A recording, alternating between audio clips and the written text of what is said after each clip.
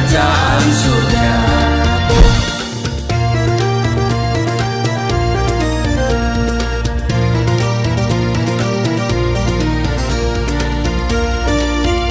Shalom Bapak Ibu, sahabat Galilea yang diberkati oleh Tuhan Yesus. Saudara, apa kabar hari ini? Bagaimana tidurmu?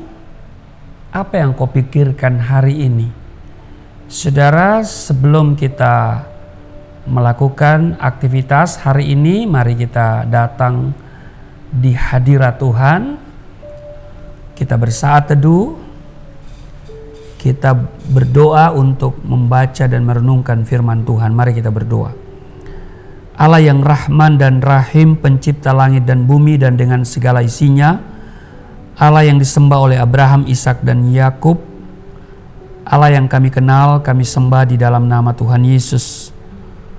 Terpujilah Engkau, dikuduskan namamu, datanglah kerajaanmu, jadilah kehendakmu di bumi seperti di surga. Kami mengucap syukur atas kebaikan Tuhan yang Engkau nyatakan bagi kami secara pribadi hari ini. Kami ada sebagaimana berada karena Tuhan yang mengadakannya bagi kami. Rancangan Tuhan bagi kami hari ini adalah rancangan damai sejahtera. Kami akan membaca dan merenungkan firman-Mu, urapi kami, buka hati pikiran kami. Kami tolak setiap roh, setiap kuasa yang tidak memuliakan Tuhan. Kami juga memohon pengurapan Tuhan atas seluruh perangkat IT yang kami gunakan. Dan signal di tempat kami tetap stabil. Urapi hamba-Mu yang tidak ada apa-apanya. Di dalam nama Tuhan Yesus. Haleluya. Amin. Saudara bisa mempersiapkan membaca di Kisah Rasul pasalnya yang keempat. Dan saudara, tentu ini panjang, ayat 1 sampai dengan ayatnya yang ke-22. Tetapi saudaraku yang kekasih, saya akan membaca pada ayatnya yang ke-20 saja. Kalau saudara lihat judulnya yang diberikan oleh Lembaga Alkitab Indonesia di Kisah Rasul pasal 4 ini, Petrus dan Yohanes di hadapan Mahkamah Agama. Di ayat 20 dikatakan begini saudara, sebab tidak mungkin bagi kami untuk tidak berkata-kata tentang apa yang telah kami lihat dan yang telah kami dengar. Saudara, pasca hari Pentakosta ada perubahan hidup yang luar biasa dalam diri murid-murid Tuhan Yesus. Mereka yang dulunya selalu dihinggapi oleh rasa was-was, ragu, dan khawatir, juga takut, mereka berubah menjadi orang-orang pemberani karena Roh Kudus yang bekerja di dalam mereka. Sebelum terangkat ke surga, Tuhan Yesus berkata di dalam Kisah Rasul pasal 1 ayat 8, kamu akan menerima kuasa kalau Roh Kudus turun ke atas kamu, dan kamu akan menjadi saksiku di Yerusalem dan di seluruh Yudea dan Samaria dan sampai ke ujung bumi. Hal itu tergenapi di hari Pentakosta, di hari di mana Roh Kudus dicurahkan atas umat Tuhan. Jadi setelah hari Pentakosta itu, ya kan, mereka mengalami perubahan hidup yang luar biasa. Dan Alkitab menegaskan bahwa di 2 Timotius pasal 1 ayat 7, Allah memberikan kepada kita bukan roh ketakutan, melainkan roh yang membangkitkan kekuatan, kasih, dan ketertiban. Kuasa adikodrati inilah yang kemudian memberikan keberanian kepada Petrus dan juga Yohanes untuk berbicara secara lantang di hadapan mahkamah agama, bersaksi tentang Yesus Kristus sebagai Tuhan dan Juru Selamat. Sehingga ketika sidang itu melihat keberanian Petrus dan Yohanes dan mengetahui bahwa keduanya orang biasa yang tidak terpelajar, heranlah mereka. Keberanian ini juga yang harus dimiliki oleh setiap orang percaya. Amin. Berani menghadapi segala sesuatu yang paling sulit sekalipun dalam kehidupan ini. Saya telah membuktikannya. Ketika saya dijerat dengan pasal 156A KUHP karena kesaksian saya. Menjadi tahanan kepolisian. Lalu kemudian setelah berkas P21 dilimpahkan ke kejaksaan, maka saya menjadi tahanan kejaksaan. Lalu setelah semuanya beres, saudara, saya disidangkan. Saya tidak pernah takut loh. Saya tidak pernah takut. Malah saya bangga punya Yesus. Saya anak raja. Maka saudara, waktu proses persidangan itu kurang lebih 5.000 pengunjung sidang. Dan itu saya dikawal secara ketat oleh aparat keamanan, baik itu TNI maupun Polri. Di sana saya merasa bahwa saya adalah anak raja. Itu luar biasa. Dan keberanian itu, saudara, muncul dari dalam diri saya. Ketika saya dipersilakan untuk membaca pidato pembelaan. Ya, saudara bisa lihat ada di YouTube ini, saudara ya, cuplikan pidato pembelaan. Di mana pidato pembelaan itu yang dari saya, temanya Yesus Tuhan dan Juru Selamat, di luar Yesus tidak ada jaminan keselamatan. Saya tidak pernah takut, saudara.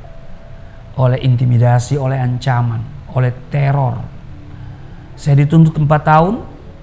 Setelah pidato pembelaan itu, setelah saya membacakan pidato pembelaan itu, di akhir pidato, ya tentu pidato itu temanya Yesus Tuhan dan Juru Selamat, di luar Yesus tidak ada jaminan keselamatan. Dan di akhir pidato itu saya menyatakan sikap saya, putus tali tempat bergantung, hancur bumi tempat berpijak. Keputusanku satu, mengikut Yesus untuk selama-lamanya. Apa yang terjadi? Saya dituntut 4 tahun, putusannya 4 tahun dan 6 bulan. Jadi 6 bulan lebih berat dari tuntutan tim jaksa penuntut umum. Saudaraku yang kekasih, saya pun bingung begitu, heran dari mana datangnya keberanian itu. Saya percaya itu adalah Roh Kudus. Ketika ditanya ya, ketika saya diperiksa ya, saya menjawab pertanyaan jaksa, pertanyaan hakim yang mulia itu dengan lantang, saudara. Ya. Dan kalau menjawab pertanyaan itu tidak rekayasa. Ya. Karena siapa bisa menebak pertanyaan-pertanyaan dari jaksa dan juga para hakim yang mulia itu. Saudaraku yang kekasih, saya pun heran kok saya bisa ya. Walaupun berakhir dengan 4 tahun 6 bulan. Saya tidak pernah takut. Ya. Nah, saudaraku yang kekasih, banyak orang tidak tahan terhadap badai permasalahan yang sedang terjadi. Karena di dalam diri mereka tidak ada kuasa. Tidak ada kuasa, tidak ada Roh Kudus. Ya. Tetapi berbeda dengan Petrus dan Yohanes. Di dalam mereka ada kuasa Roh Kudus yang bekerja. Sebetulnya, saudara, bagi kita yang percaya, di dalam kita ada kuasa Roh Kudus yang memampukan kita untuk tetap berdiri dan tidak tergoyahkan. Amin. Amin. Iya. Karena itu saudaraku yang kekasih, terimalah Roh Kudus itu. Ya. Kalau saudara tidak punya Roh Kudus, ya, saudara pasti tidak tahan terhadap badai permasalahan yang sedang terjadi, bahkan yang akan terjadi. Bahwa hari-hari ini bukan hari-hari yang baik, saudara. Tapi Alkitab sudah mengingatkan kita hari-hari yang jahat, hari-hari yang penuh dengan kesukaran. Tetapi kalau kita punya Roh Kudus, inilah yang akan memampukan kita untuk tetap berdiri dan tidak tergoyahkan. Amin. Dengan Roh Kudus kita punya kuasa untuk menghancurkan pekerjaan-pekerjaan iblis. Karena itu saudara, jangan pernah takut dan malu untuk bersaksi tentang Yesus Kristus kepada orang-orang yang belum percaya. Keberanian bukan berarti tidak ada ujian dan tantangan, melainkan karena penyertaan Roh Kudus dalam hidup kita, di mana penyertaannya sampai kepada kesudahan zaman. Dunia dengan segala cara berusaha menentang dan menghambat pemberitaan Injil. Di mana Injil diberitakan, di situ pasti ada intimidasi. Di situ ada tekanan. Namun saya mau katakan, dengar baik, kita harus tetap maju. Amin. Jadilah orang Kristen yang pemberani, karena roh yang ada dalam kamu, dikatakan dalam 1 Yohanes pasal 4 ayat 4, lebih besar daripada roh yang ada dalam dunia ini. Dan kepada kita dikaruniakan bukan roh ketakutan. Setiap tempat di mana Injil diberitakan, pasti di sana ada tekanan, ada intimidasi. Tapi saudara, kita harus maju terus. Amin. Saya pun saudara hari-hari ini mengalami intimidasi, mengalami tekanan. Dan saya tahu itu pasti dari si iblis. Ya. Apalagi ketika kita mempersiapkan diri untuk ibadah on-site. Gereja di mana saya rintis, gereja Tuhan di mana saya rintis, yaitu Gesindo Jemaat GCC. Kami merindukan untuk ibadah on-site, tapi belum bisa. Kenapa? Karena banyak hal yang harus kami persiapkan, yaitu perlengkapan ibadah, dan terutama adalah sound system. Alat musik masih lengkap, masih bagus, tetapi sound system kami tidak memadai, udah banyak yang rusak. Nah, kami sedang bergumul, kami sedang berdoa. Tuhan kiranya mengirim berkat untuk kami bisa membeli perangkat-perangkat sound system itu, supaya ibadah on-site ini bisa kami lakukan. Jadi ibadah on-site dan online, ya, jadi berjalan bersama. Itu yang pertama. Yang kedua juga, kami juga sedang berdoa untuk perpanjangan kontrak gedung ini. Ya, kami sedang berdoa untuk dana perpanjangan gedung ini. Sudah 5 tahun saya kontrak, ya, dan akan berakhir, saudara. Saya bingung, saya terintimidasi oleh iblis. Kamu gak bisa, nggak ada duitnya. Siapa yang bisa menolong kamu? Orang-orang pada susah. Tapi saya tetap bilang, bagi Tuhan tidak ada perkara yang mustahil. Dan saya sudah bilang sama tim, ayo kita ngamen. Ya, kita mau ngamen nih, ya. Mau ngamen. Untuk pekerjaan Tuhan, untuk kemajuan Injil. Saya tidak pernah malu. Apapun bisa saya lakoni.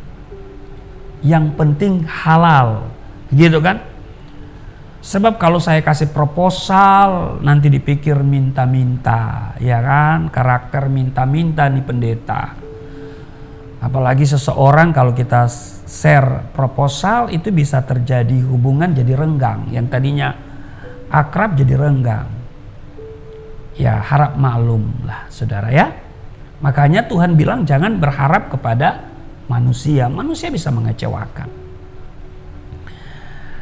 Tetapi Tuhan tidak pernah mengecewakan. Amin. Tak pernah kecewa. Ya kan? Apa lagu itu bagaimana ya? Ya, melayani Tuhan, ya kan, saudara. Kalau mau kecewa, saya bisa kecewa, saudara. Iya. Ada banyak hal yang mengecewakan. Tapi untuk apa kecewa? Kita harus pandang Tuhan. Amin. Kita punya roh yang lebih besar di dalam kita daripada roh dalam dunia ini. Saudara, mungkin ada saran apa yang harus kami buat, dan untuk sementara kami akan mengamen. Nanti saya akan terjun langsung gitu ya. Saya akan terlibat langsung ya, ngamen. Mau lagu rohani kah, mau lagu rohana, ya kan? Ya, yang penting kami bisa mendapatkan dana untuk dua kebutuhan itu, yaitu sound system dan perpanjangan kontrak gedung ini. Karena di lantai 3 ini saudara kita setting menjadi studio. Di lantai 2 itu tempat kita beribadah. Nah saudara, doakan kami ya. Saya butuh dukungan doa dari saudara-saudara. Makin banyak yang berdoa itu makin cepat jawaban doanya. Ada gerakan doa di bumi. Ada gerakan menjawab doa di surga. Haleluya. Jadilah Kristen pemberani yang tidak pernah takut oleh tekanan, intimidasi yang sedang dilayangkan kepada kita karena memberitakan Injil. Amin. Sebab bagiku hidup untuk Kristus, mati untung. Amin. Tapi jangan dulu matinya. Kalau saya masih diberikan kesempatan untuk hidup, artinya saya harus menyelesaikan amanat agung. Amin. Mari kita saling mendoakan. Tuhan Yesus memberkati. Mari kita berdoa. Bapa Surgawi, kami mengucap syukur karena Engkau yang memberikan kami roh pemberani, karena roh yang ada pada kami adalah Roh Kudus, bukan roh ketakutan, tetapi roh yang membangkitkan ketertiban. Kami tidak akan takut dengan intimidasi kuasa-kuasa setan iblis yang sedang dilayangkan kepada kami karena kesaksian dan pemberitaan Injil. Kami percaya bahwa Tuhan kami, Tuhan yang kaya, sangat kaya dan sanggup untuk memberkati kami, memberkati gereja Gesindo GCC ini, sehingga kami bisa mengadakan seluruh perlengkapan ibadah, sound system, dan juga untuk perpanjangan bangunan gedung ini. Kami belum bisa memiliki secara permanen, tapi kami percaya ada waktunya, ada masanya Tuhan akan memberikan kepada kami. Bukan hanya 2 ruko, tetapi 3 ruko yang akan kami jadikan tempat pembinaan iman, tempat di mana kami bisa melakukan banyak hal untuk kemajuan Injil. Berkati Yayasan Pelayanan Galilea Indonesia, berkati Gereja Gesindo Jemaat GCC yang Tuhan percayakan hamba gembalakan, dan Tuhan berkati semua program pelayanan misi ke daerah. Bulan Juli ini hamba akan ke Sulawesi. Tuhan mempersiapkan segala sesuatunya. Dan kiranya kasih setia Tuhan, berkat Tuhan mewarnai hamba dan kami semua, sahabat Galilea di mana saja mereka berada. Tuhan menolong mereka, memberkati rumah tangga, memberkati pekerjaan, usaha, ekonomi, kesehatan mereka. Suami istri, anak-anak, mantu, cucu terpelihara dengan sempurna. Di dalam nama Tuhan Yesus, haleluya, amin.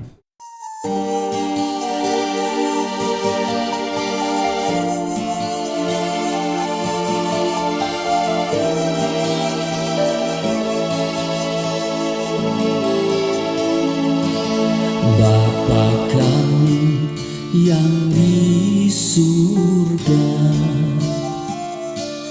dimuliakanlah nama-Mu. Datanglah kerajaan, jadilah kehendak-Mu di bumi seperti di surga.